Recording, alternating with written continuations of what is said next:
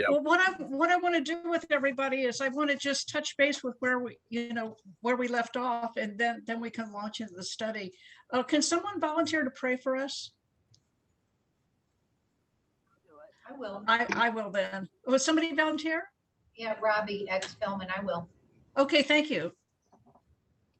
Gracious God, as we gather to learn and to explore the real meaning of the words that have been given for us, we ask that you would bless our hearing, our conversations, and our understanding. We are so grateful to be in a place where we can gather openly to learn, to discuss, and to share. And as we gather, we hope that you will bless our understanding and be with those people who are not as privileged as we to gather in such an open and affirming environment. We ask all these things in the name of your precious Son.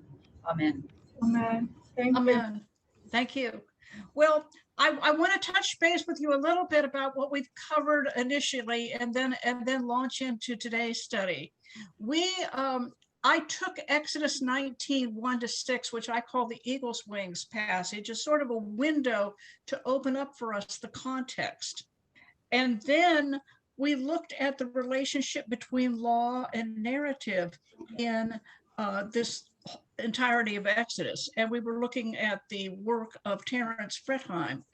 And what happens is after the eagle's wings passage in Exodus 20, there are the 10 commandments. And then after the 10 commandments, there's some material that's called the covenant code. And you can recognize those laws because they often say, if this, therefore this, if this, then this. And they usually deal with specific cases. And then in Exodus 24, there's a covenant ceremony.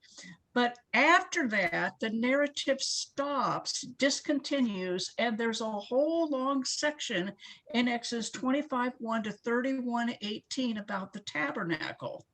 So what we're going to do is we're going to come to the law and the tabernacle next week. We're going to explore that section.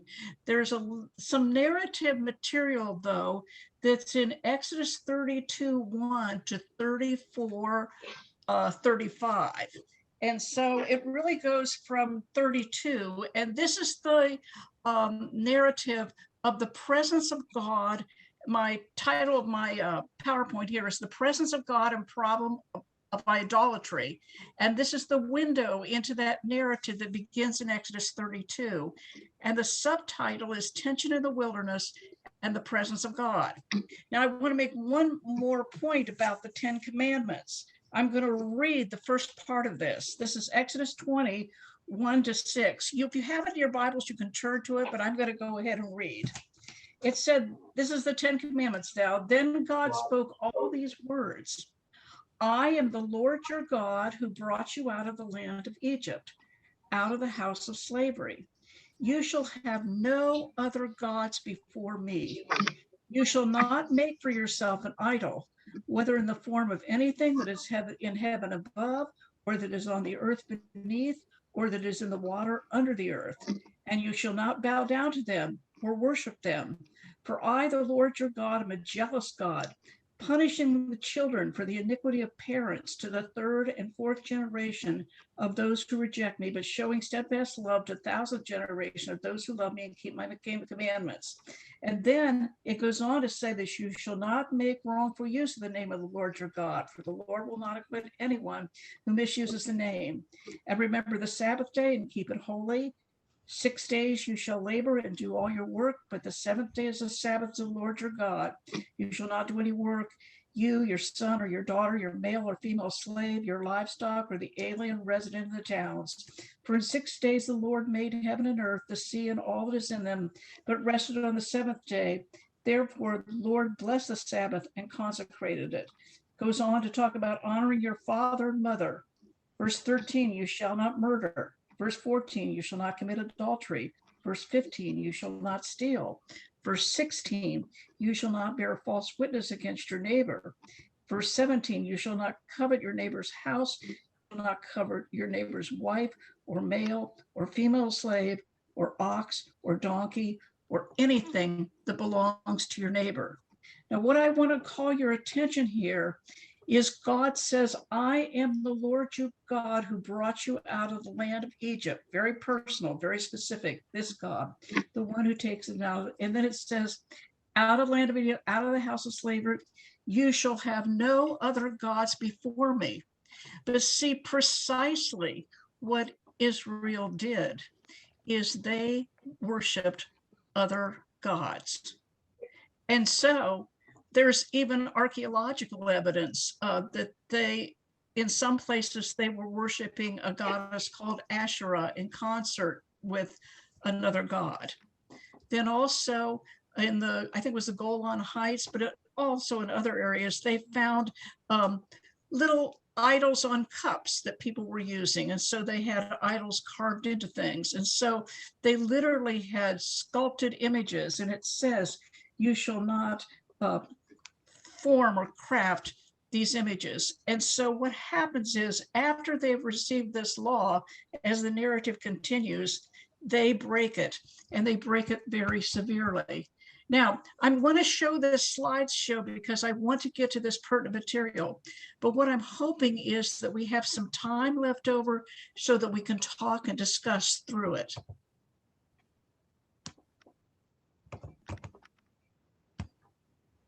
Now, the Israelites were in the wilderness for many years, and God's intention was to bring them to the promised land. But the people rebelled in the wilderness, and I was in Mount Nebo, and I looked out and could see, this is a computer image, but I did see it and took pictures. And this is a picture of the Sinai Covenant. It was a painting done by Jekuthiel Sofer in 1768. God gave the Israelites the 10 words or the 10 commandments and entered into covenant. And we explained that a covenant was a binding agreement with them. And the manuscript here, which is so pretty, is in Hebrew. Now, this passage here in Exodus 32:1 to 34 is about the rebellion in the wilderness, and this is just a depiction of it. And when the people were in the wilderness, they lapsed into idolatry. And Exodus 32 describes the crisis. God will destroy the people for this idolatry. And the question is, will God destroy them completely and abandon the project to bring them to the land? And this is another image of it. So what they worshiped was the golden calf. And Moses had been given the 10 commandments, and Moses had been up on the mountain, and the people said, where is this Moses? He's been gone so long, and they hadn't heard from God. And so they wanted to do something expedient. They wanted to worship something. But why is worshiping the golden calf so horrible? They are rejecting Yahweh, and they are rejecting the covenant relationship with Yahweh. So to commit this idolatry was essentially to break that covenant relationship, to reject it. They are engaging in idolatry, and Aaron fashioned an idol from gold that the people gave him. And it may have been the gold, it was probably the gold from the earrings and different things that they'd taken from the Egyptians. And that's in Exodus 32:4. He took the gold from them and formed it into a mold and cast an image. And he said, and the commandment says, don't form the images, but he took the gold from them and he formed it in a mold, and he cast an image of a calf.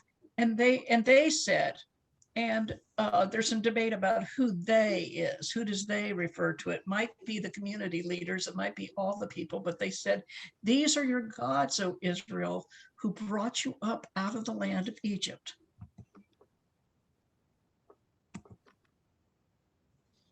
Here's another image of the calf. But what is the threat? Well, one threat is the God might destroy them, just like the Egyptians who worshipped other gods. But a huge threat is that the presence of Yahweh might not lead them any further. And see, a huge theme in Exodus is this presence of God. And the presence of God carried them on eagle's wings, brought God to themselves. The presence of God, later we'll see, is important with the sanctuary. And then here in this point of crisis, the presence might not lead them any further. And the divine presence might not go directly with them. So there's a big contrast in this passage between Aaron and Moses. Aaron may be defiling his role as a priest of Yahweh.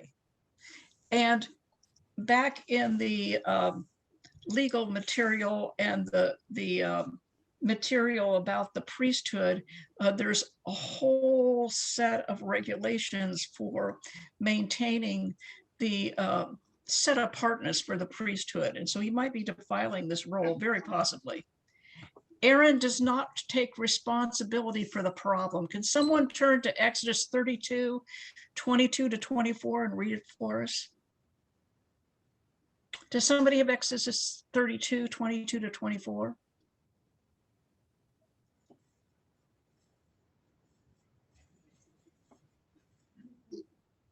I have it. Okay, go ahead, Ernie. Okay. Well, I think maybe pick up the story with verse 21. Go ahead. Moses gets there. Moses says to Aaron, "What did these people do to you that you led them to commit such a terrible sin?" Aaron replied, "Don't get angry with me, sir. You know yourself that these people are out of control. They said to me, 'Make us gods who can lead us.' As for this man Moses who brought us up out of the land of Egypt, we don't have a clue what has happened to him." So I said to them, "Whoever has gold, take it off." So they gave it to me. I threw it into a fire, and out came this bull calf. Yeah, well, how about that? The calf just jumped right out of the fire. But who's he blaming? Himself. He's blaming who is Aaron blaming? The unruly people. The unruly people. Yes, Sue, they are just out of control. Oh, it's not my fault. I don't have anything to do with it. I only fashioned the molten image. Aaron is not taking responsibility, and Aaron behaves like Adam, blaming others. Oh, well, it was this woman you gave me, see? And Aaron's explanation sounds as if the calf came out of the fire on its own. And under Aaron, the people were out of control. It might be a little bit like sometimes, when you have degrees of leadership, some leaders might be subtly in rebellion against the primary leader. Oh, everybody follow me. Well, he's not around. What are we going to do? So then Moses responds. Moses intercedes with Yahweh. And there's a dialogue between God and Moses in Exodus 32, 7 to 14. Can somebody read that for me? Exodus 32, 7 to 14. Read it for us. Someone have a Bible? Yeah, I do. This is, Go ahead. and it's interesting. This is a passage in the Bible, came from my father, and it's underlined. But my father. Oh, is it? Yeah. Uh-huh. And the Lord said to Moses, "Go down, for your people, whom you brought up out of the land of Egypt, have corrupted themselves. They have turned aside quickly out of the way which I commanded them. They have made for themselves a molten calf, and have worshipped it and sacrificed to it, and said, 'These are your gods, O Israel, who brought you out of the land of Egypt.' And the Lord said to Moses, 'I have seen the people, and behold, I have seen this people, and behold, it is a stiff-necked people.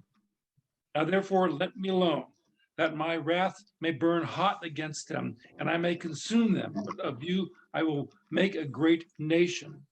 But not Moses besought the Lord with his God and said, 'O Lord, why does thy wrath burn hot against thy people, whom thou hast cast forth out of the land of Egypt? with great power and with a mighty hand. Why should the Egyptians say, with evil intent did he bring them forth to slay them in the mountains and to consume them from the face of the earth? Turn from thy fierce wrath and repent of this evil against thy people.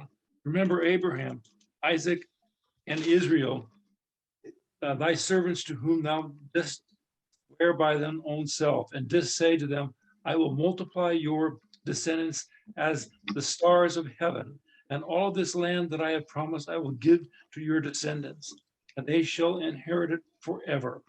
And the Lord repented of the evil which he thought to do to his people. And what version are you reading from? This is Oxford Annotated Revised Standard. Okay. Well, thank you for reading. There's a lot in this passage. In verse 7, the Lord says to Moses, go down at once. And God says, your people. Yahweh's not saying my people. He's saying to Moses, your people, whom you brought up out of the land of Egypt, have acted perversely. And they have been quick to turn aside from the way I commanded them. And then they've cast for themselves an image. And what does Moses appeal to? When Moses is appealing to God this time, what does Moses appeal to? Covenant made with their ancestors. Yes, with Abraham, Isaac, and Jacob, that this is a God of covenant. And the covenant is a binding relationship, but it has mutual, in the case of Sinai Covenant, there's some mutual obligations and responsibilities. And the Lord has clearly said that they have done this. And then the NIV reads, and the Lord relented. Your Oxford has repented, and this one has relented, and did not bring on his people the disaster he had threatened. So Moses's appeal to God has a number of arguments. And the first argument is Moses reminds God that these are not Moses's people, but God's people. Moses rejoins and says, but Moses implored the Lord his God and said, oh Lord, why, this is verse 11, why does your wrath burn hot against your people? So this time Moses is saying to God, God had said your people to Moses, but Moses is coming back to God and reminding God, that they are your people. Moses reminds God that these are not Moses's people, but God's people, and these are the people Yahweh delivered from Egypt. And the second argument was God's reputation needs to be considered. Well, the Egyptians could attribute the Exodus to a malevolent deity to took the people out of Israel in order to annihilate them. Are you going to let us die in this desert? The answer is maybe. In the third argument, Moses reminded God of God's promise to Abraham, Isaac, and Jacob, that their descendants would be as numerous as the stars. So there's the appeal to the original language. But the big idea here is God relents. The NIV reads, then the Lord relented and did not bring on his people the disaster he had threatened. The word relent means to relax the extent to which one does something, and it means to yield or to ease up on what one intends to do. So there's a threat here of judgment, and the question is, will the Lord relent? God's original plan was to wipe out, destroy all the people and start over with Moses, but this is what God relented of. But God relented with Moses's imploring God. So God has a change of mind.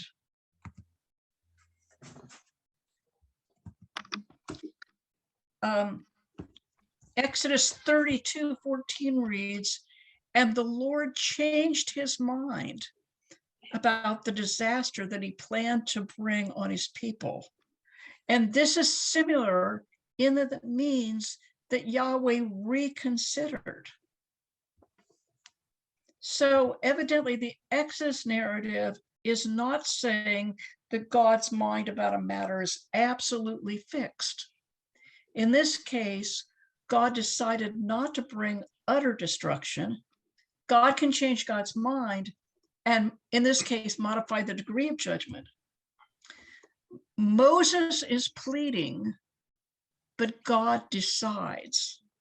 Any thoughts from anyone about this? Well, Sue, one of the Yes. ironies of this story is that Moses, in a sense, takes matters into his own hand and has the Levites slay 3,000 or more of the people in the camp. So in a sense, Moses carries out the disaster that God had relented of. Yes, what and that what's going there was a lot that Moses did here. Moses had them he broke the commandments, so he broke that right in front of their sight, which is just, must have, as we said in the 1970s, freaked them out greatly. And then he took that calf and broke it down and had them drink the water with that material in it. And then he, as you mentioned, had the Levites go and kill certain ones. Now, the commentators do say that maybe this calmed God down, or maybe Moses took a judgment into his own hands, feeling that Moses was acting on God's behalf. Or others think that maybe Moses was acting rationally, but in any event, God ended up relenting. So a question for us is, number one, what is intercession? What is intercession? Just in general. Thoughts? Plead on someone else's behalf. And then a go-between. A go-between, pleading on someone else's behalf. Yes. Well, do you think we can negotiate with God in prayer? I do. Can I make 2 points? Sure, I want you to. First point is that obviously the Israelis, when they were, wandering around for 40 years in the desert, had great uncertainty about this God of Moses. Really? Yes. They keep fluctuating back and forth about whether he's really real or not. And certainly right before the golden calf, the majority of them anyway, let's say, really aren't sure that this is a real God and that he's superior to the Egyptian gods. And they kind of have a relapse. The interesting thing, though, is Moses, as you say, is kind of an intercessor and goes to God and says to him, I am reminding you of your promise to Abraham and Jacob and etc. And you aren't supposed to leave us alone. You're supposed to help us. And obviously Moses pleading gets a good hearing from God, and God decides not to destroy them and decides maybe he should kind of be more flexible and more yielding with them. And that's an interesting point, because it's always debated, does God ever change his mind? Can God be negotiated with, et cetera, et cetera? And so this passage kind of indicates that if you're the right kind of person and you remind God of certain things, you can change his mind, which is an interesting concept because a lot of people believe you can't do that. Yeah. Yeah. Well, do you think it's somebody like, your points are very well taken. Do you think do you think that, it has to be somebody like Moses that can negotiate with God in prayer, someone that has a lot of status, or do you think like an average I believer can happen negotiate? I happen to believe personally, if you have a truly open heart, and if you truly are pleading, let's say, for others and whatever, I think you can change his mind, and I think you can be an average person. I would disagree a little bit. Sue, it's Wayne and Mariana. I don't think Yes. we can change God's mind. You might present to him some ideas and a reason why he could, but he makes the choice to change his mind. I don't believe. Oh yeah, of course he makes the choice. Change his I mind. mean, he has to make the choice if it's going to be changed. But the point is, can you plead to God for a particular point and possibly get a good hearing so that God changes his mind? Yeah. So, but that's an important point, and it's up here. Moses is pleading, but God decides. But still, there's a bit of speaking to God, like, God, remember your promises, remember who you are, remember the covenant relationship, et cetera, et cetera, et cetera. So just like today, do you think we can, and what the questions before us is, can we negotiate with God in prayer? But it's certainly true that we don't force God to change God's mind, but God decides. I think in Moses, though, we also see that he was, when God says, you know, I'm going to strike these people out of my roll that I've written, that Moses says, but now please forgive their sin. And if not, then wipe me out of your scroll that you've written. So he is putting himself with the people who have sinned and saying, you know, God, if you're going to wipe them out, wipe me out too. Yeah, Moses actually wants to put himself kind of in place of the people. Right. Yeah. Sue, Yes. Sue, I think the point that we need to focus on here too is that Moses is coming before God to a certain extent in humility. He's not challenging God's power or authority. He's recognizing it. But even though he's interceding on behalf of the people, he's coming before God, recognizing God's power, majesty, and authority, but also his own and his people's own need for God's protection and mercy and compassion. I think too often today we forget that we need to come before our God in humility. Very strong point.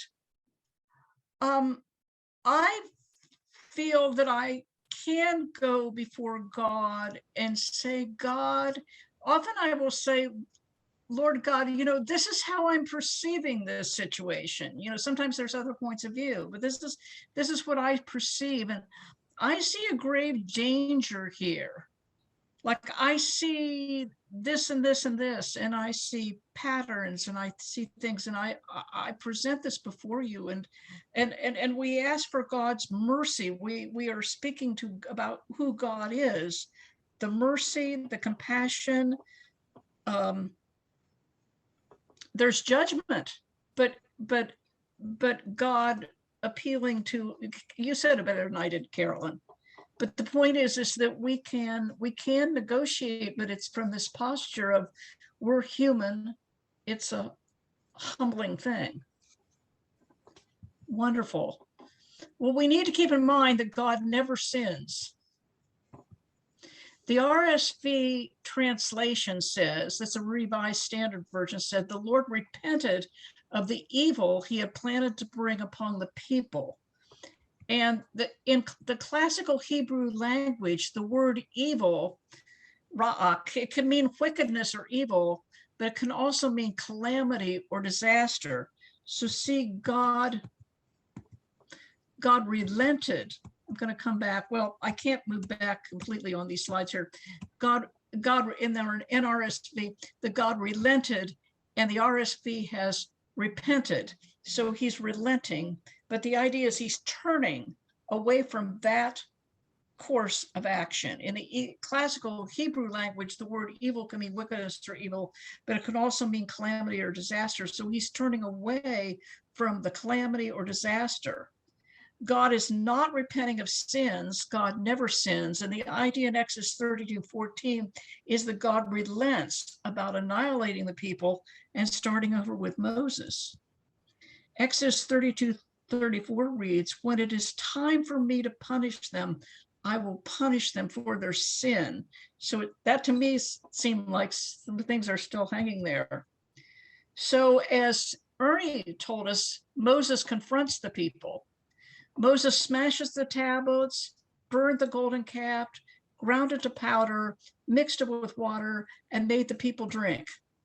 And in Exodus 32, 27 to 28, Moses commanded the Levites to slay the rebellious people. And as a result, many died. This is a very difficult passage because many people did die. And the next day, Moses went again to consult with Yahweh. So this is the second consultation round, and Yahweh decided not to bring utter destruction and start over with Moses. But God did not ultimately do that. Ultimately, he decided not to just start over with Moses alone. God's modification in the Old Testament, this is a general observation, jump in anytime. In the Old Testament, God can bring judgment, but God can change God's mind and not decide not to bring destruction or to modify the degree of judgment. Exodus 32:32, Moses asked God to spare the people, and Moses is offering himself and blot out Moses's name from the book of life. God tells Moses to lead the people and lets Moses know that God's messenger will go with them as Moses leads. But Moses is, yeah. I was just going to say, also, if I remember correctly, Moses is never led into the promised land or to see the promised land because God gets angry at Moses about something. And so this relationship Moses has with God goes both ways, because God also punishes Moses by not allowing him to see the promised land and has Aaron lead them in instead of himself, instead of Moses. Joshua. And then also, I'm going to get to this a point here in a minute. In the subsequent generation, the people rebelled even further. And in the book of Numbers, they rebel quite a bit. I'll bring out that detail. But remember, Moses spoke to, Moses struck the rock and water came out back in the previous incident there when they were going through the wilderness. Later, what happens in Numbers, God tells him to speak to the rock, and what Moses does is he strikes the rock. So he deliberately disobeys God. And so there's places in Numbers where even Moses is deliberately disobeying God. And Moses, therefore, according to one tradition, just doesn't get to go to the promised land. You're correct, Nick. So Moses, in the Old Testament, God can bring judgment, but God can change God's mind, decide not to bring destruction or modify the degree of judgment. And in Exodus 32:32, Moses asked God to spare the people and blot out his name from the book of life. But God tells Moses, God is still right now letting Moses be the leader. God tells Moses to lead the people and lets Moses know that God's messenger will go with them as Moses leads. But Moses is not going to have, just send the messenger instead of God's. Moses wants God's presence to go with them. Moses asked in intercession that God go with them directly. And the threat here is that idolatry militates against this presence of God. Now, I don't know if it militates against the presence. I think God is always present, but idolatry at least makes people insensitive, maybe, to that presence. So, wait a minute, we'll go back. God does, though, as we go on in the narrative, when the Lord tells Moses to go leave this place and go to the land I promised, but he says, I won't go up with you because I would end up destroying you along the way, since you are a stubborn people. So God is sort of telling him to go on, but he's not really promising he's going to be there. His messenger will be there, but if I stick with you, I'm likely just to wipe you out. Really? And see, so that's what he's saying. Yes. And Moses is still wanting God to lead them directly. So there's a lot of negotiation here on different levels. And I'm using the word intercession. So now I want you to just read as it flips down here, the crisis of divine presence. Remember, the crisis brought on the idolatry. was that Yahweh's presence might not go with them to lead them. God had to lead them in a pillar of cloud by day and a pillar of fire by night. Moses had to intercede so that Yahweh would go with them to lead them. Ergo, the pillar of cloud and fire had been leading them. Now Moses intercedes again, and God again issues the commandments. In Exodus 33, 7-11, now Moses used to take a tent, see the tent in the picture, and pitch it outside the camp, some distance away, calling it the tent of meeting. And anyone inquiring of God would go to the tent of meeting outside the camp. And whenever Moses went into the tent, the pillar of cloud would come down and stay at the entrance while the Lord spoke with Moses. And this tent of meeting, it's not the tabernacle, it was a tent that was pitched there for a while. Exodus 33:14 reads that the Lord replied, this is God's final decision. My presence will go with you and I will give you rest. So you're very right. God was not necessarily inclined to go with them directly, and they could have been wiped out, but ultimately the Lord decides, my presence will go with you and I will give you rest. Now, a classic affirmation of the divine character is in Exodus 34:6. Could I have someone read verse 6? There's verse 6 and verse 7 here, but I'd like someone in the group to read, a class participant to read Exodus 34:6. That as it is here in the NRSV, right here on the screen. Go ahead, Nick. The Lord passed before him, meaning Moses, and proclaimed, the Lord, a God merciful. It's translated also as compassionate and gracious, slow to anger, abounding in steadfast love and faithfulness. So this word for merciful comes from, the adjective is rakim, and it comes from rakam, and it means to be compassionate. And its root has to do with the womb.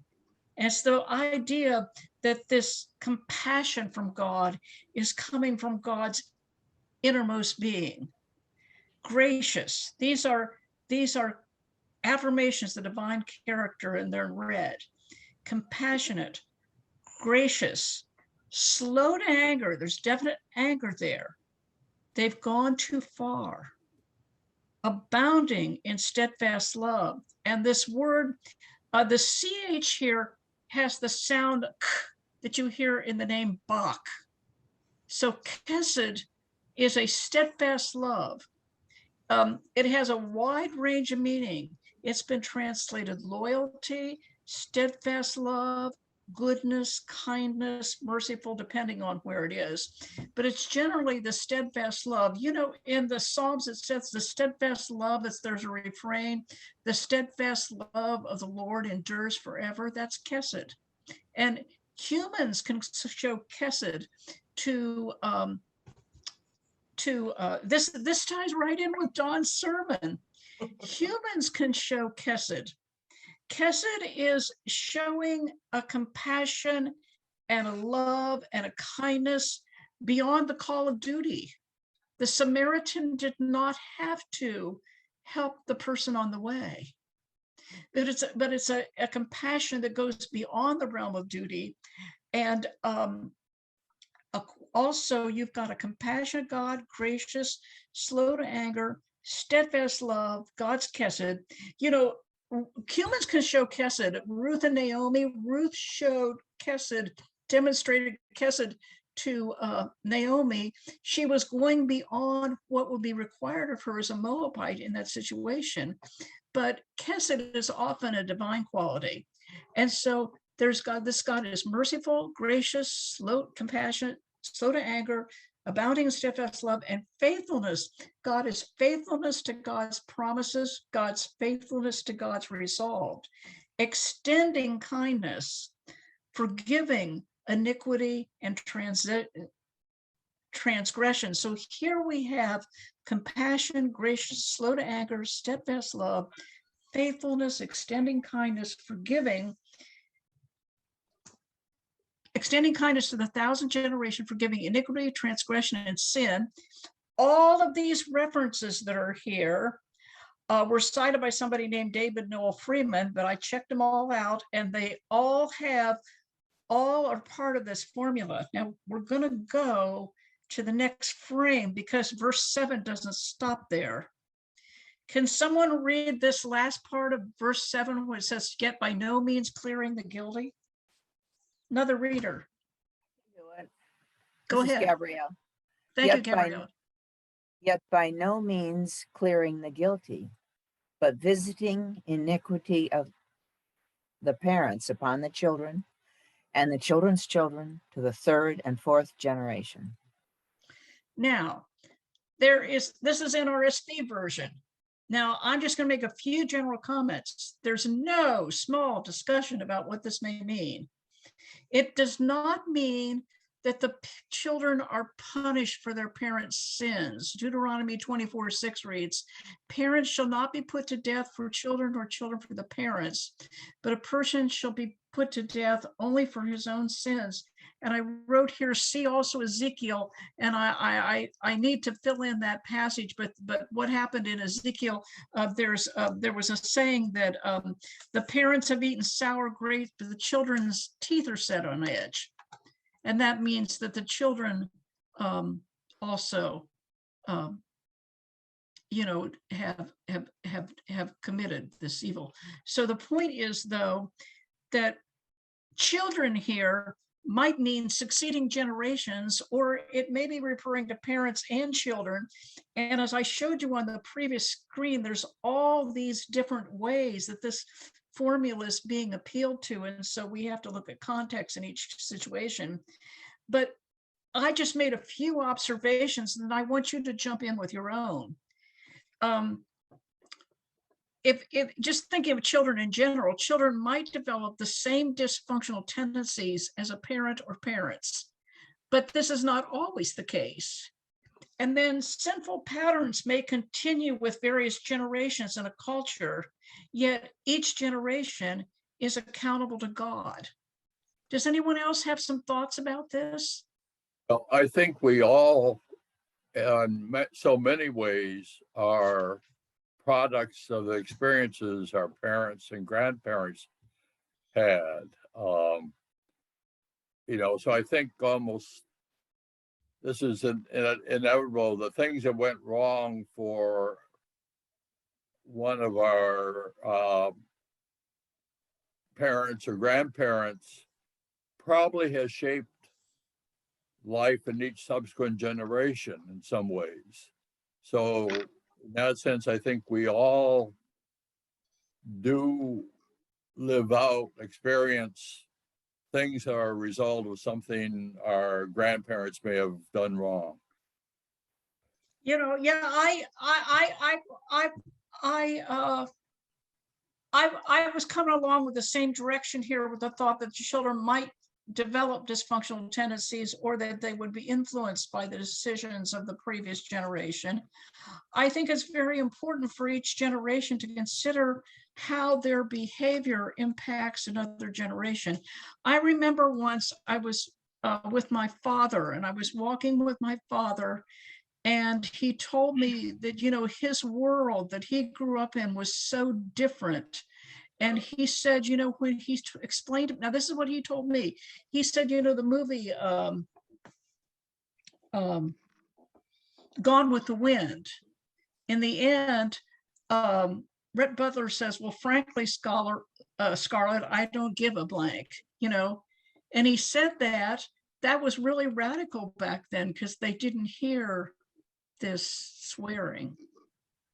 And now in movies, and you hear it all the time, But I didn't think anything of it because, and when I was in college, all kinds of people swore just as a matter of course, just kind of. And so, I hadn't thought about that. And then,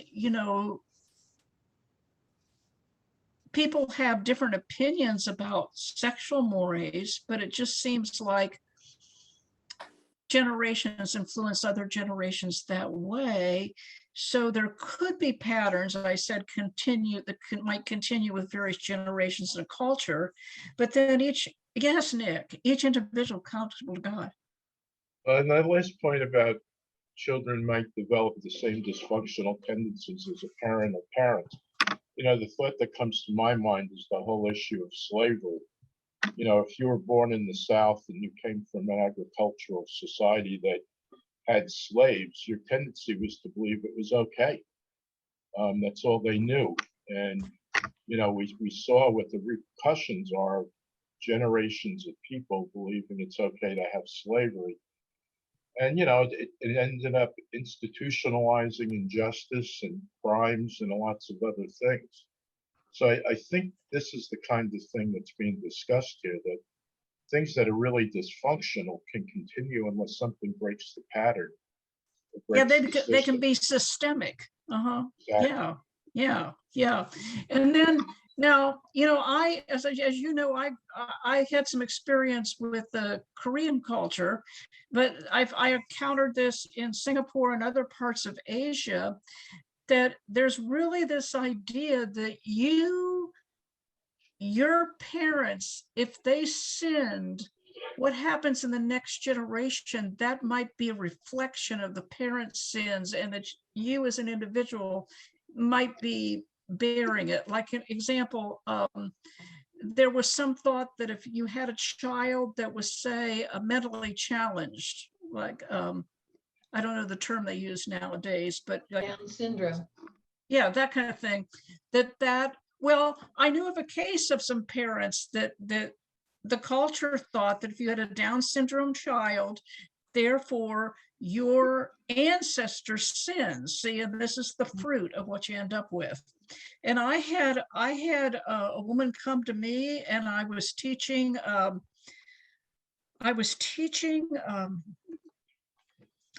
remedial reading. And I taught remedial reading to all the grades, and I had a student, and his name was Ishmael, and his mother came to me. She's a wonderful lady, and she was so beside herself that he was now reading. And what was happening was that he needed to concentrate on the meaning of what he was reading. So what would happen was I got him into some high interest books that had but a lower level reading, and I would ask him questions about it, so that because he could read every one of these names: Sue Fry, Ernie Kimmel, Carolyn Follansbee, and he could read them fluently. He could read this whole screen that you're looking at, and he wouldn't have any trouble reading it, but he didn't understand a blooming word. So she said to me, the very first thing she said to me is, she said, look, she said, I don't understand, because my husband and I were faithful, and we were faithful before marriage and after marriage, and nothing like that happened. And so I don't know why my son cannot read. But she was just really praising God because I had taught him to read, but I wasn't the great whatever. He simply had to focus on what he was reading, because he was reading so fluently, he wasn't taking in the content. Oh, now he had to catch up, and there was some work he needed to do to get up to grade level, but he basically wasn't focusing on it precisely because he could read and, recite it out, but he couldn't answer questions. So this is a very real thought that people carry around. So there's kind of an overboard way sometimes that people think about sins to the second and third generation, but yet there does seem to be patterns in a culture. So this is I really like this. This is a quote by John Durham. And what Durham's doing is Durham's relating this narrative, these attributes of God to the narrative that was in 34, to the narrative that we just read. And so this goes on for 2 slides. So I'm going to ask one person to read this first slide and a second person to read the second slide. So can I have 2 volunteers to read the first slide and then the second slide? I'll read the first side. Okay, who will read the second? Karen Okay, Nick. Spellman. Karen Gabriel? Spellman. Never mind, it's fine, it's fine. Ready? I'm not, who's the second person here? Judy and Spellman has volunteered. Oh, Judy, great. Let's do that. Nick, you read the first one and then Judy will read the second one. Go I ahead. think Ernie wanted to read it. It's okay. And No, Rudy, will- no, it was Paul. Paul, do you Paul. want to read it? Go Yeah, ahead. we all. oh, we all I'm sorry, sound the Paul. same. I couldn't tell who was speaking. Let's do Paul and then Judy. Okay, go ahead, Paul. Okay. The description of Yahweh set forth here is an apporth for the narrative of Israel's first disobedience with Yahweh's judgment. Yahweh's compassion has just been demonstrated, and his tendency to be favorable was in the process of exercise. His slowness to anger had been attested from the moment of Israel's complaint at the sea, and his unchanging love and reliableness were the reason. Moses still had to plead after the terrible cancellation made by the people's disobedience with the calf. Next slide now. His keeping of unchanging love to the thousands and removal of their guilt, their transgression, and their sin. The multiplication of terms is a deliberate attempt at a comprehensive statement. They were in process, and his serious view of obligation and commitment was the very basis of the crisis provoked by the worship of the calf and the reason that Israel's fate had hung so precariously in the balance. So I thought that this was great. The whole narrative here that had just been demonstrated, Yahweh's compassion's brought out, the tendency, his slowness to anger.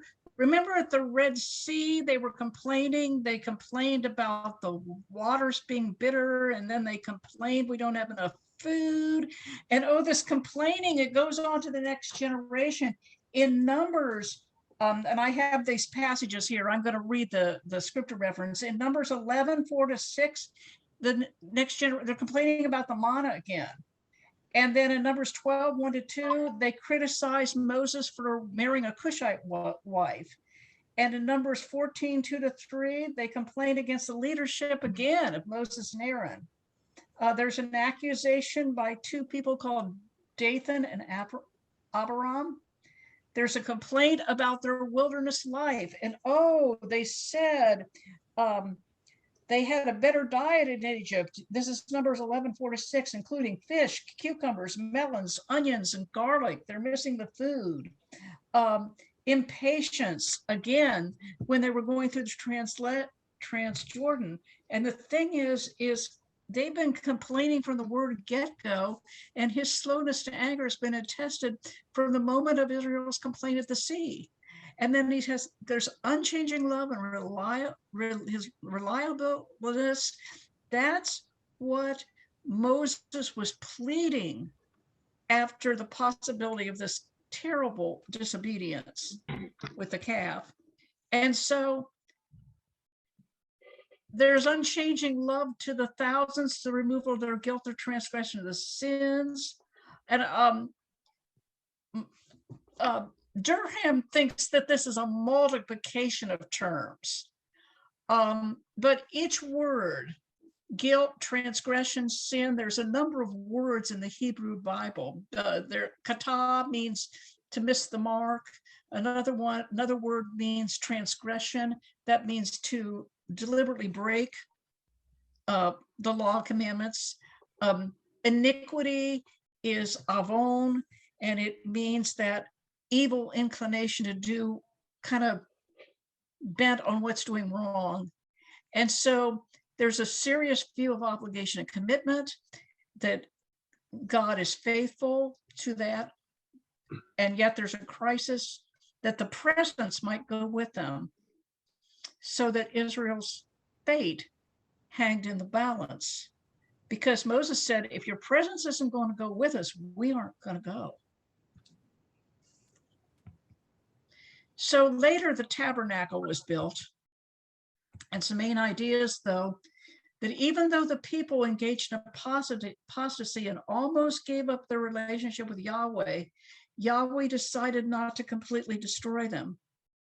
God allows them to build, we're going to talk about this next week, God allows them to build a sanctuary in the wilderness called the tabernacle. They are to be obedient and following God's instructions exactly, and Yahweh chooses to be with them. And Exodus 35 to 40 describes the construction of the tabernacle. And then we're going to be thinking about what its final layout would have looked like. I'm going to leave the screen sharing and come back. It's good to see the faces here.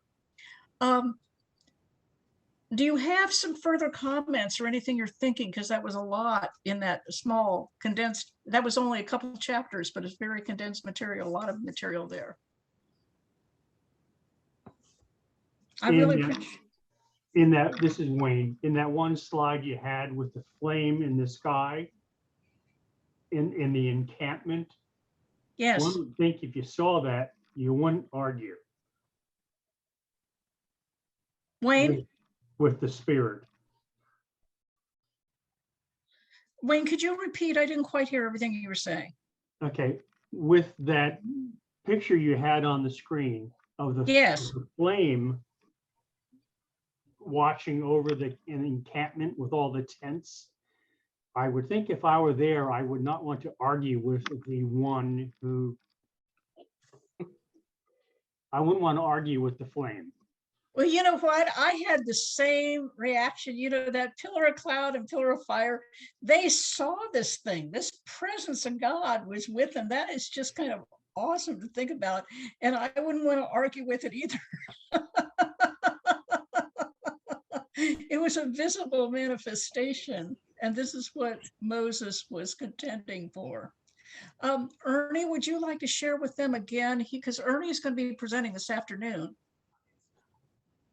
Okay, just to remind you, this afternoon at 2 o'clock, I'll be showing on Zoom 2 episodes from a National Geographic series about history and archaeology of the Bible, but focus on Moses and on the Exodus. And I think you will find it provides some useful context for understanding the setting of these stories.